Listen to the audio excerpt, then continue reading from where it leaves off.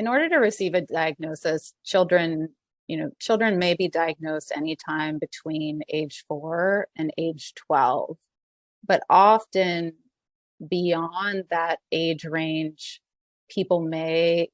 get diagnosed. Either children may get diagnosed later in their teens or adolescence, or even adults may get diagnosed later in life. And part of that is because what we know about ADHD is that some children or teens don't start to experience that impairment that I talked about until the demands of the environment kind of outweigh the strategies that they've been using to get by. So there are some kids who in early childhood, maybe they can do their homework before, like in the 2 minutes before they have to turn it in, or they can,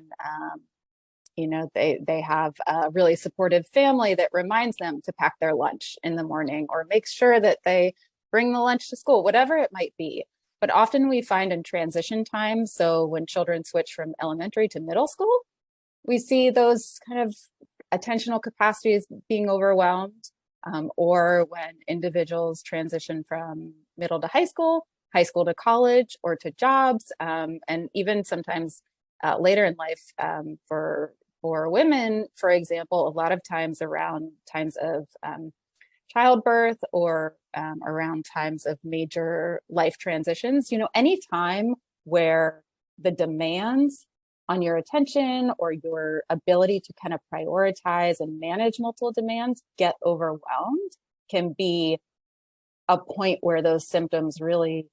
kind of flare or become more apparent in terms of the impairment they cause.